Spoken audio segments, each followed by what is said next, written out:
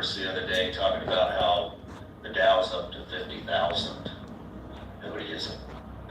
Because what you should be talking about is how you are going to investigate and prosecute any that are running around on Epstein Island that you're affiliated with. But we didn't talk about that, did we? Oh, and what's the excuse? What was the excuse? Oh, if we prosecute everybody, the whole system would go down. Well, you know what that sounds like? You know what that sounds like? That sounds like how Trump ran his campaign. Let's drain the swamp. Doesn't that sound a lot like draining the swamp? It actually is drain the swamp served up to you on a fucking silver platter.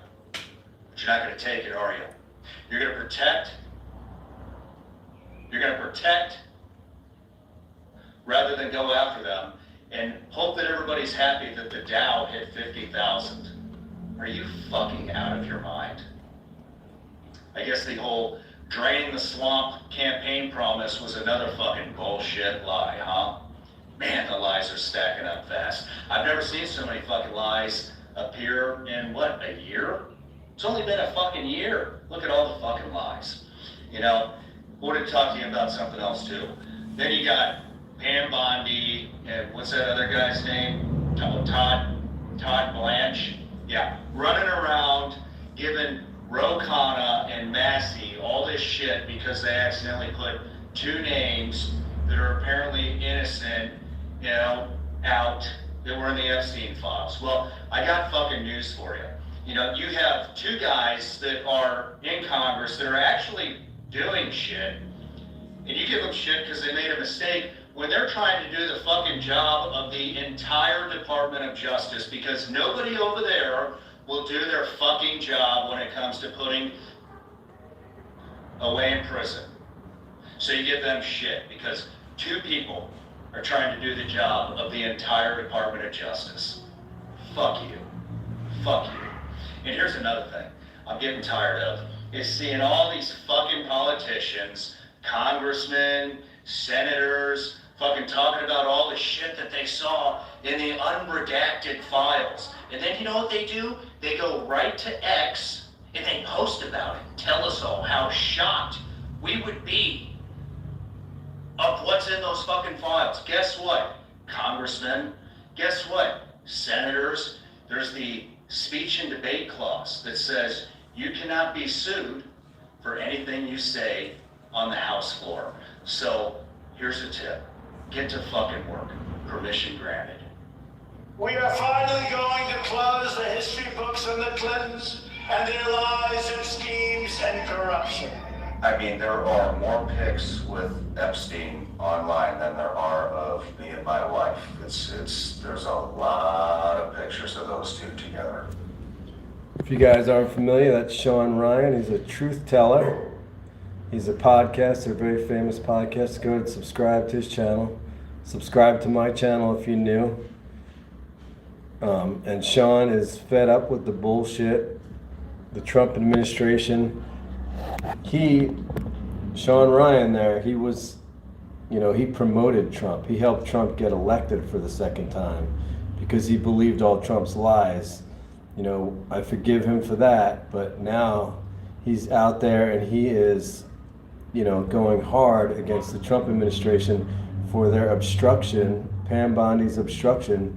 Let's face it, Pam Bondi is just, a shill for Trump. She's doing she's Trump's personal lawyer. She's not an independent Department of Justice, AG. She's just doing whatever Trump tells her to do. She doesn't even have a mind of her own. She's a very stupid woman. Anyway, go ahead and subscribe to my channel, but subscribe to Sean Ryan's channel too if you don't already subscribe. Do you think that myself, Bongino, and others would participate in hiding information about Epstein's grotesque activities? Or do you think we would also participate in Hi, not Christopher Paz. prosecuting people? Nice name. I'm with also evidence Christopher. To prosecute people on. You can't call the FBI because they know too many powerful people. People like you go and fight for the country's values. You risk your life. And yet these elite folks are basically saying, yeah, we can go to an island that no one can touch it. G Moon says, can Israel be blamed for most things in our government? No, I don't think they could be blamed for most things. A lot of things. They've bought out, a lot of, especially GOP congressmen, but plenty of Democratic too. They are, lobbying. They're out there helping Israel more than they're helping the people of the U.S. That's for sure. All right. Thanks for subscribing. What is it? Fatu Maker Conate. I can't even pronounce that, but thank you. Subscribe to my channel and subscribe to Sean Ryan. But yeah, I don't think we could blame Israel for everything. I mean, it's our Congress people. It's our whole Congress enables Israel. And Trump is more, he does more for Israel than he does for the U.S. And I mean, so did Biden, and so would have Harris, and so did Obama, because Israel has something on everybody in Congress.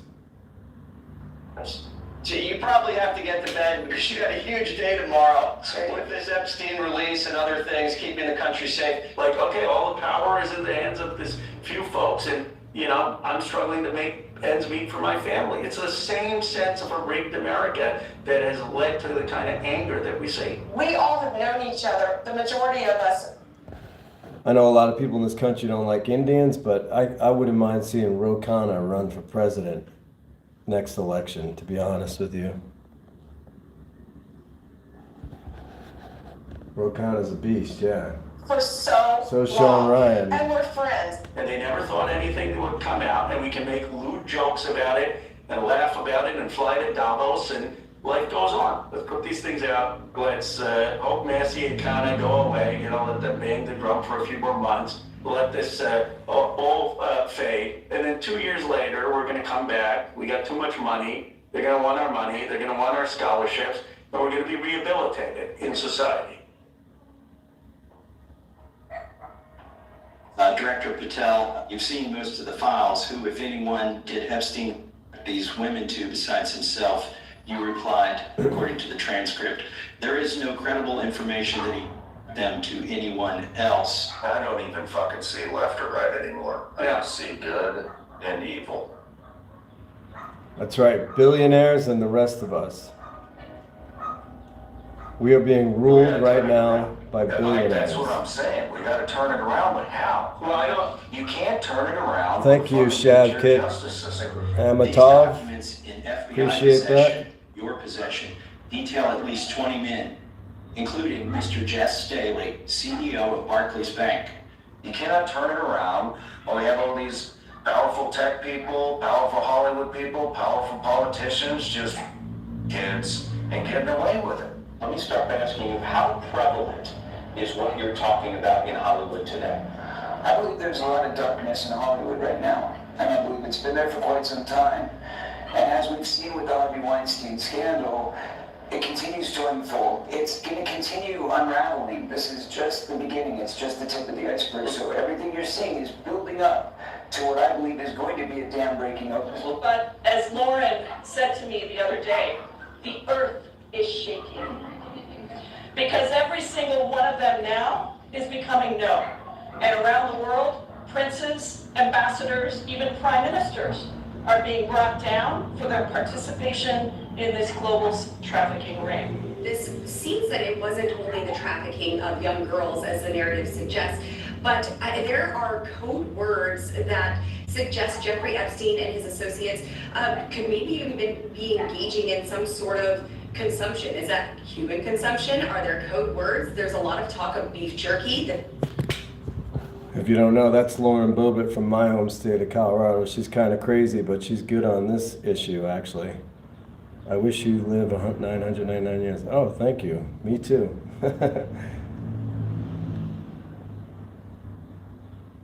So guys, our lives are being run by a cabal of billionaires. Like I always say on this channel, it's not red versus blue.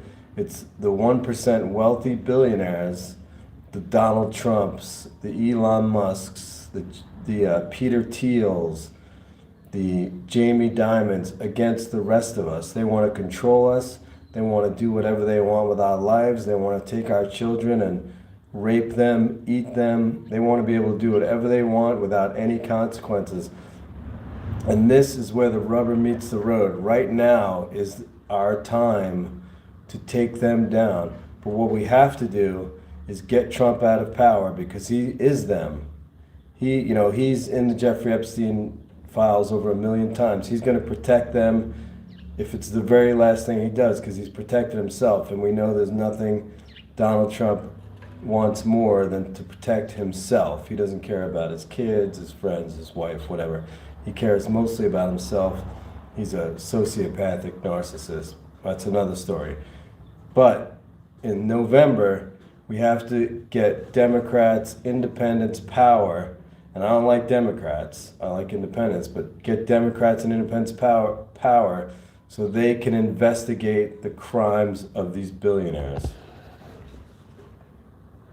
There's Run a and restaurant subscribe, called guys. The Cannibal, where the owner is listed in some of these documents. Now, that is a day restaurant that is just proclaiming to serve human meat by any means. But some of this just, it seems that there's a lot of conspiracies that make you wonder. And I saw more emails about torture, and these coded conversations still have a very clear topic that torture was big.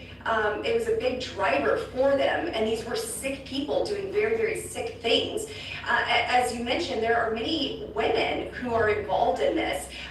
You have folks that were working directly for Epstein and Ghislaine Maxwell, and a lot of these women are the ones that are sending emails saying, here's one 10 years old, 11 years old, 9 years old, and it's just very disturbing to see the women who are involved in this as well. Yesterday, I spent several hours at the Department of Justice looking through the unredacted files and reading the absolutely horrific and depraved messages that went back and forth between rich and powerful people in every sphere of influence.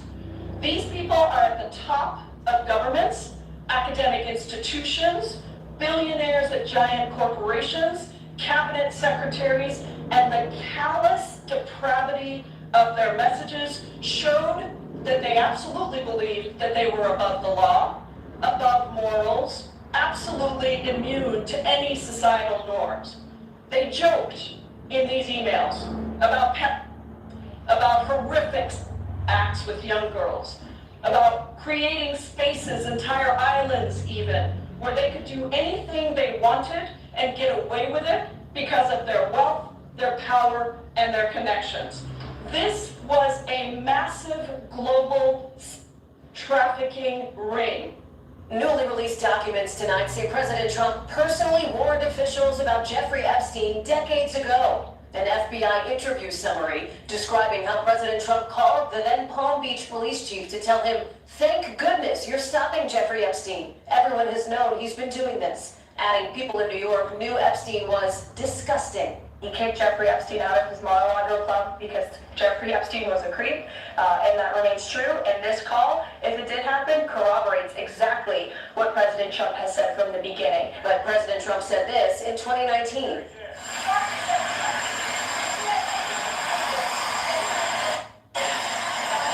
No, I had no idea. I had no idea.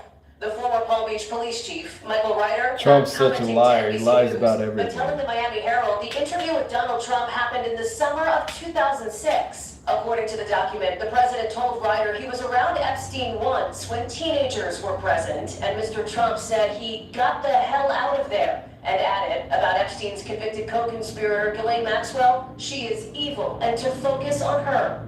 With thousands of victims that we know of, and thousands more that we probably don't. So when DOJ says that there is nothing to investigate, we, the American people, must rise up. We must allow the courage and the determination of the survivors who have spoken out at great risk to themselves to push us to never give up until every single one of these predators and predator protectors is brought to justice. It is the voices of the survivors ringing through in the darkness of all of this horror that has gotten us this far. And in speaking to so many of them myself, I know that this effort is not just for them. They're not doing this just for them. They're doing it for their girls, for their children, for other people who have been affected, to all the survivors of assault everywhere across the world who are watching to see if we can get accountability right here in the United States.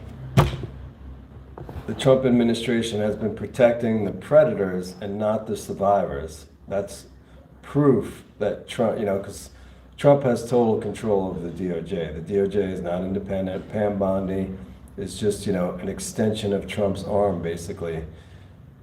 So what they've been doing is releasing information about the victims and not the predators, because the predators, Trump said in public that or it was either in public or a hearing or something like that, that if we release the files, this is before the files released, that it would hurt his friends. States of America. Many rich and powerful people thought over the decades that they got away with this. They definitely did. You can see it in the emails. You just told me that this is still prevalent in Hollywood. So every day you wait, every day you try to raise money, I would imagine you believe that children are being abused by pedophils in Hollywood. Absolutely. So why are you sitting down talking to me? Why aren't you sitting down with the police right now? I've told the police. In fact, if anybody wants to go back to 1993 when I was interviewed by the Santa Barbara Police Department, I sat there and I gave them the names. They're on record. They have all of this information, but they were scanning Michael Jackson. All they cared about was trying to find something on Michael Jackson. You said, by the way, did not abuse you. Michael was innocent, and that was what the interview was about with the police in 1993. I told them he is not that guy, and they said, well, maybe you just don't understand your friend. And I said, no, I know the difference between Pat and somebody who's not a pet, because I've been what? Here's the names. Go investigate. And let me push this forward. There are thousands of people in Hollywood who have this same information. Why is it all on me? Why is it if I don't release the names in the next 2 months, 6 months, or a year, I'm the bad guy. I'm the victim here. I'm the one who's been abused. I'm the one who's trying to come forward and do something about it. Please, I'm sorry. There are thousands of people out there, Matt, who have this information. Any one of those child actors that went to the teenage soda pop clubs with me when I was a kid know who those people are and the people who ran it. Anybody can go back through history and look at the teen magazines and say, what was the name of that venue they were all promoting and who ran that venue and who endorsed it? You said you've had death threats. Yes. Because you have this information Yes. and threatened to expose it. Another reason I think to go to police, that's a crime to threaten someone's life. I've gone to the police with that as well. And what would be wrong with going to the police now again? Didn't work out in Santa The Barbara. statute of limitations, Matt, and The police are basically useless because the police force in the U.S. and generally all over the world, the police protect the wealthy. That's their job. That was originally why police forces were formed in the first place, to protect wealth and land ownership, and they still do that. They're not going to go after the wealthy. They just don't have, even if they wanted to, they don't have the power or the resources to do it. state of California, which And they don't sounds want to. stupid. It's not that way in New York. It's that way only where the movie industry is, conveniently enough, in California. That's the seriousness of this. You cannot, because if I were to go to the police, I would be the one who's getting sued. Henceforth, I need a team of lawyers, and I need a team of security to be around me at all times to keep me safe so I can get this message done. I'm not playing around. It's serious stuff, and I vow I will release every single name that I have. Ironically, this is an older interview because Matt Lauer was actually Me Too'd in like 2017 or 2018 for also being a predator of sorts, accused by tens or dozens of women of being a predator. Just as an aside. Any knowledge of, period. And nobody's going to stop me this time.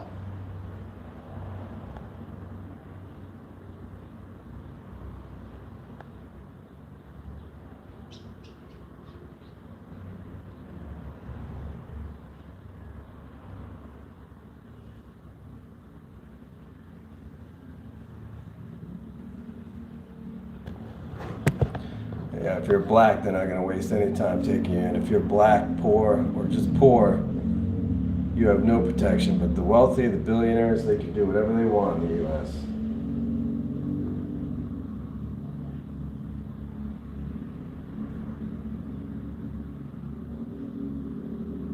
Introducing ClickUp Super Agents.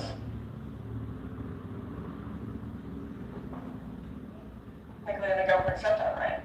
Yes, Democrats, I think you gotta give them This is a great show to subscribe to if you're not. Called Breaking Points. It's a little left, it's a little right, like this girl Emily in here, she's kind of a right winger.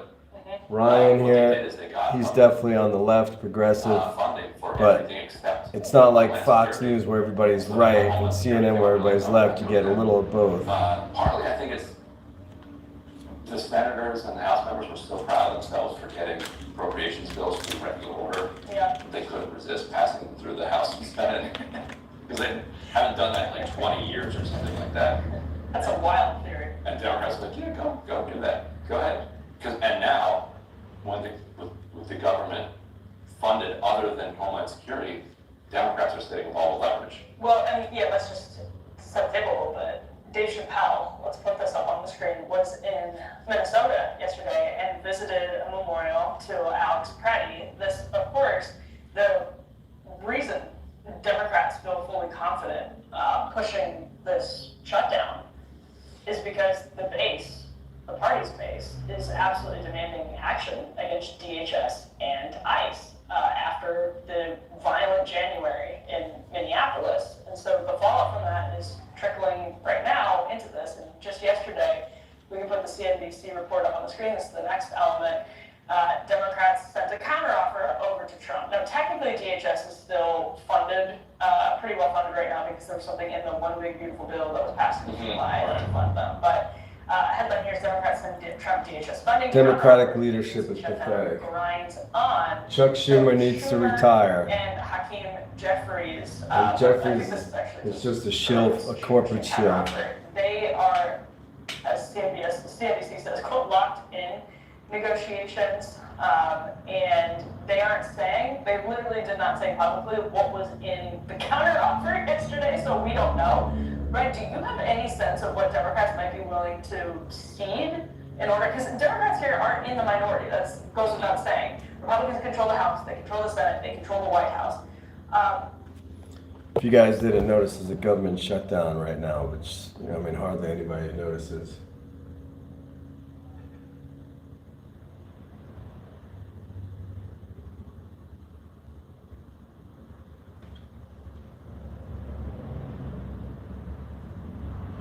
Every single person in the focus group across the demographic spectrum from every different cohort said a progressive candidate. And for a moderate candidate, the New York Times reports, no one raised a hand. Now, this is a feast for somebody who wrote the books that you've written, Ryan. Like, this is a veritable feast of different... It's bittersweet, because it's like, if you would have listened to us when it mattered, then we might not be here. Mm-hmm. So it's very bittersweet to have people come around and be like, okay, yeah, actually, you were right. Oh, yeah, well, we're still in hell. Okay, yes, but also it's interesting, like how people are going to define moderate progressive. Because are they defining progressive as Alyssa Slotkin? Do you remember in the 2008 Democratic primary, it was a big deal for Hillary Clinton to identify herself as a progressive. Mm. That it was like a question of debates. It meant something back then. Right. Yeah, then 2020 kind of lost its meaning because everybody adopted it. But then by 2024, the backlash around BLM and everything, the woke stuff, you had a little bit of sheen come off of progressive, mm-hmm. and it meant more to say you were progressive. Right. Now, people witnessing what moderation gets you mm-hmm. are saying, I don't want anything to do with that. Which is very interesting. Like, because on the one hand, there are obvious analyses about voters seeing, and there's primaries and general elections, obviously, but voters seeing Democrats as having gone a little wacky on some of the cultural stuff. And polling on some of the cultural stuff suggests that's absolutely true, that Dems got on the wrong side of some different issues. So that's going to be a very, very interesting question post-primary for Dems running in Nebraska, or, well, independent, like a Dan Osborne running in Nebraska, or a Graham Plattner running in Maine, or Tallarico or Crockett running in Texas. That's what I'm curious to see, is how people who are defining themselves as progressive are approaching those issues, because I don't know what that means. Like, yeah, and it's so, to get a sense of how bad it is for Democrats, for Republicans, even Kamala Harris is, like, if you did a redo right now with Trump, the public is saying that they would actually elect Kamala. So let's roll Marianne and see that here. Unlock high performance and complete control with VPS hosting from Hostinger, AMT. 2024 presidential election. The actual was Donald Trump winning by about 1.5 points. It rounds to a point. But take a look here. In a polled redo between Donald Trump and Kamala Harris in April of 2025, it was within the margin of error, right? Kamala Harris by a point. But look at where we are now, according to an NBC News Survey Monkey poll. Kamala Harris wins in a redo, asking folks, essentially, if you could redo the 2024 election, how would you vote? She wins it by, get this, 8 points, a massive shift from what we saw back in November of 2024 when Donald Trump won by a point. And I will note that this sample was weighted to the 2024 result, in which Donald Trump won by a point, but yet Kamala Harris in this weighted sample, get this, she wins by 8 amongst the sample that voted for Trump by 1. 2024 Harris voters, they vote for the Democrats on average by, get this, 89 points. The Trump voters mostly stick by the Republicans, but by a significantly smaller margin, by 83 points. This means that the Democratic base that voted for Kamala Harris is sticking with those congressional Democratic candidates to a much greater degree than those Trump voters are sticking with the Republican candidates for Congress. And that is why what you're seeing on that generic congressional ballot is Democrats leaping ahead by this point by about 5 points, because at least at this point, the Trump voters are not sticking by the Republicans as much as the Harris voters are sticking by the Democrats. Voters' choice for election for the 2026 congressional elections. If they didn't vote in 2024, look at this. Democrats are winning that vote by a significant margin, by 16 percentage points. So you add onto that the Harris voters sticking with the Democratic candidates, all of a sudden you see, hey, this is the way that Democrats are going to get back the congressional majority. And more than that, I will note that in 2024, of course, the Trump voters, or the people who voted for Trump, he actually won a larger share of those non-2020 voters. It's not just the House, it's the Senate as well. Democrats' chance to win the Senate a year ago was 19% according to Couchy, 30% 6 months ago, and now Democrats have a 40% chance of taking back the U.S. Senate. 9 points win. Yeah, the combination of those two things is a wipeout. I think that, curious for your take, I think the 40% under rates at this point, maybe not Democrats' chances of taking the Senate, but that those two numbers combined, that the people who did vote in 2024 now going heavily towards Democrats, and the people who didn't vote in 2024 but intend to vote in 2026, them being heavily Democratic, also the combination of that means a wipeout for Republicans in the midterms, because you saw the numbers. People who didn't vote in 2020 favored Trump heavily in 2024. That's a key thing. The people who either weren't old enough to vote or just didn't want to, when they come in, they tilt the electorate in sometimes unpredictable ways.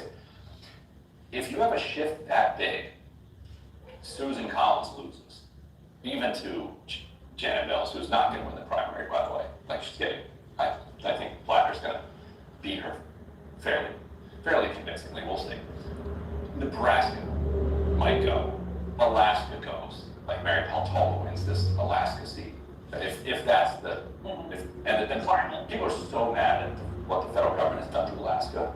Iowa is in play. Unfortunately, Nathan Sage dropped out. But Iowa is in like a depression. Trump's killing Iowa. Deep red. That's in play. Sherrod Brown, with those numbers, can win in Ohio. North Carolina, probably Democratic with those numbers. Ossoff cruises and is like top tier presidential candidate.